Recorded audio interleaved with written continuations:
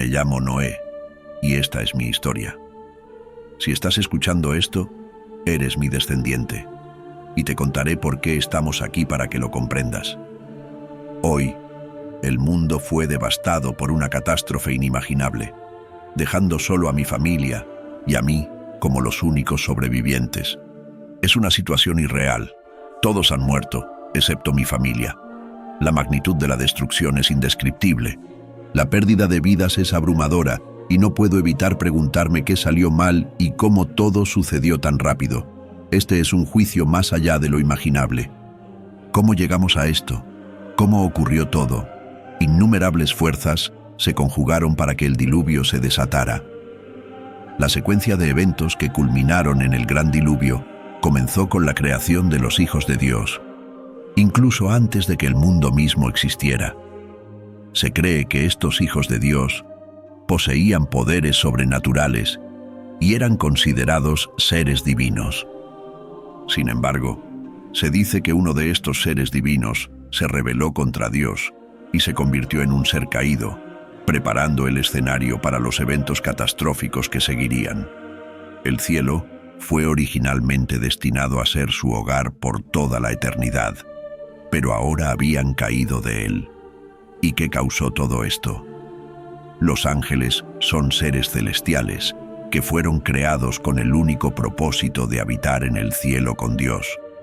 Su función principal es adorarlo y ejecutar sus órdenes. Fueron diseñados para glorificar a Dios y servir como mensajeros entre Él y los humanos. A diferencia de las personas que fueron creadas para vivir en la tierra, los ángeles fueron creados para vivir en el cielo. Estos seres celestiales, conocidos como ángeles, decidieron abandonar su origen en el cielo. Partieron de su punto de partida y se aventuraron en nuestro mundo con su propia agenda. Dejaron su comienzo en el jardín del Edén, un paraíso donde Adán y Eva podían vivir en paz y armonía. Satanás lanzó su primer ataque a la autoridad de Dios en la tierra. Adán y Eva cayeron y fueron maldecidos.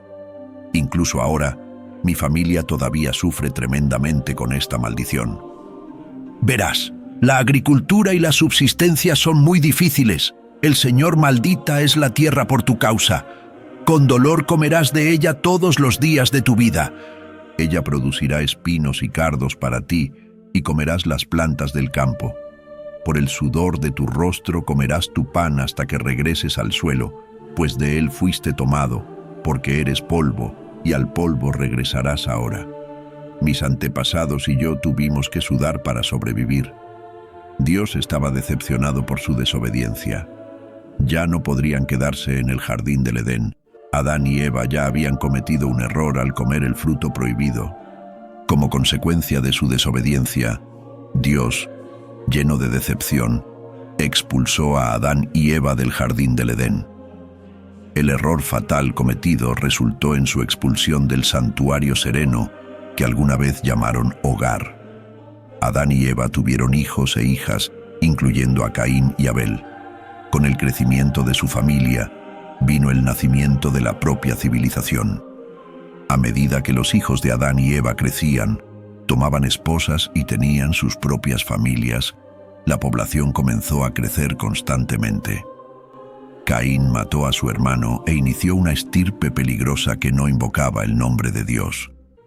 Afortunadamente, Eva dio a luz a Set, y el mundo comenzó otra estirpe piadosa. A medida que la población del mundo crecía, también aumentaba la prevalencia del pecado. Las personas a menudo eran crueles unas con otras, y sus acciones estaban llenas de engaño, robo e incluso asesinato. Durante esa era, los hombres vivían vidas extraordinariamente largas, a veces durando cientos de años. Era un tiempo en que la humanidad aún estaba íntimamente conectada a sus orígenes, y el mundo en sí era más joven y fresco. Adán, el primer hombre, vivió 930 años. Su hijo Set vivió 912 años, y el hijo de Set, Enós, vivió 905 años. A medida que pasaban las generaciones, cada hombre enseñaba los caminos de la tierra y cómo conectarse con Dios. Esta estirpe de personas era especial. llevaban la semilla de la primera unión de la humanidad con ángeles caídos. A pesar de sus largas vidas y profunda sabiduría, estos primeros pueblos no eran inmunes a los problemas que afligen a la humanidad, como celos y violencia. Sin embargo, había un hombre, Enoc, mi bisabuelo, que nunca murió en la historia de mi familia. Tenía una profunda y sincera apreciación por el amor de Dios, que expresó a través de su lealtad inquebrantable. Como resultado de su devoción, se convirtió en un canal para el poder de Dios y fue bendecido con grandes manifestaciones de ese poder a lo largo de su vida. La fe de Enoc era tan fuerte que frecuentemente profetizaba eventos futuros con notable precisión, incluyendo el juicio del Señor contra la gente en general. Cuando Enoc tenía 65 años, se convirtió en padre de Matusalén, mi abuelo. A medida que pasaban los años, comunidades de tribus y clanes surgían, cada una trazando su ascendencia de vuelta a uno de los patriarcas originales. Estos grupos de personas se aventuraban por las tierras explorando nuevos territorios. A medida que el número de personas aumentaba, también aumentaban sus necesidades y aspiraciones. Los roles tradicionales de pastoreo y agricultura ya no eran suficientes para sostener sus medios de vida y comenzaron a explorar nuevos caminos. Las familias crecieron en tribus y las personas comenzaron a asumir diferentes roles y profesiones, variando de artesanos hábiles a eruditos. Estos cambios marcaron los primeros pasos hacia la evolución de la civilización. Ahora, aquí estamos 10 generaciones desde Adán. La vida continúa presentando desafíos, pues la tierra permaneció endurecida después de la maldición de Adán. Mi padre, Lamec, vivió 182 años y me tuvo a mí. Él me llamó Noé, diciendo que yo traería consuelo y alivio a nuestro pueblo, que trabaja dolorosamente debido a la maldición del suelo. Nací con el propósito de traer alivio. El mundo es un lugar malévolo. Los Nefilim invadieron el mundo.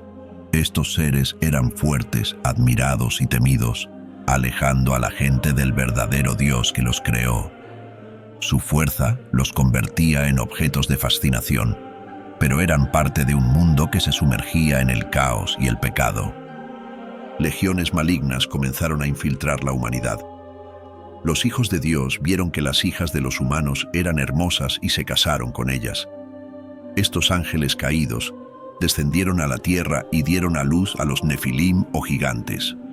Los caídos corrompieron el mundo entero. Los gigantes son la prole antinatural de la unión entre los hijos de Dios y las hijas de los hombres. Eran los hombres poderosos de antaño, hombres de renombre. Entonces el Señor vio que la maldad del hombre era grande en la tierra y que cada intención de los pensamientos de sus corazones era continuamente para el mal. La tierra no era un lugar de paz o bondad, sino un lugar repleto de pecado, violencia y corrupción moral.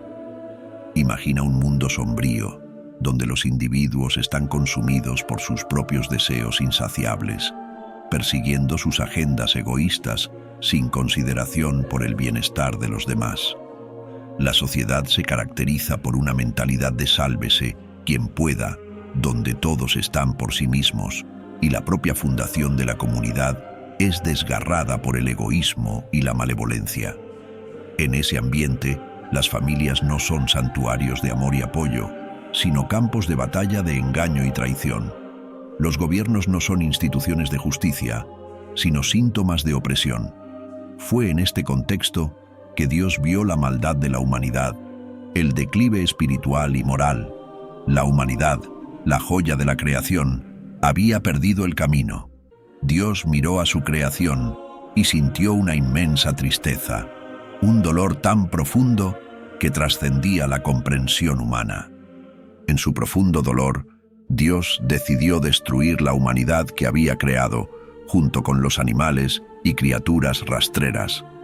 Le dolía ver cómo la humanidad pecaba y lamentaba haberlos hecho. El juicio era inevitable. Sin embargo, encontré gracia ante los ojos del Señor y fui salvado por su soberanía. La naturaleza humana estaba completamente corrompida por el pecado. La población crecía alarmantemente, y con ella, la perversión, la violencia y la corrupción. Dios, cansado de esta situación, volvió su mirada hacia mí, un hombre justo en mi generación. Mi familia y yo nos manteníamos alejados de la maldad del mundo y seguíamos los mandamientos de Dios. Dios me advirtió que juzgaría a los impíos junto con la tierra. En medio de la corrupción, recibí un mensaje divino para salvar a mi familia. Aunque la situación era sombría, había esperanza en la gracia de Dios, quien decidió preservar un remanente de personas. Dios me instruyó a construir un arca, anunciando el juicio venidero. Durante 120 años, trabajé en el arca y predicaba la justicia, pero nadie me escuchó. Finalmente, el diluvio llegó, cubriendo la tierra y destruyendo a todos los seres vivos fuera del arca. Las aguas prevalecieron durante 150 días y luego comenzaron a retroceder. El arca reposó en el monte Ararat. Después de enviar un cuervo y una paloma para confirmar que las aguas habían bajado, Dios me ordenó salir del arca. Al salir, construí un altar al Señor y ofrecí sacrificios. Dios, complacido, hizo un pacto con la humanidad, prometiendo no volver a destruir la tierra con un diluvio. El arco iris se convirtió en el signo de este pacto. Sin embargo, la humanidad nuevamente se alejó de Dios, liderada por Nimrod, quien fundó imperios poderosos y llevó a muchos a alejarse del Señor. Pero la voluntad de Dios prevaleció, y la Torre de Babel, símbolo de la rebeldía humana, fue detenida por Dios. Dispersó a las personas y confundió sus lenguas. Mi vida fue un ejemplo de fe y obediencia a Dios. A través de mi historia, aprendemos que el pecado no quedará impune y que Dios es poderoso para librar a los justos de toda tribulación.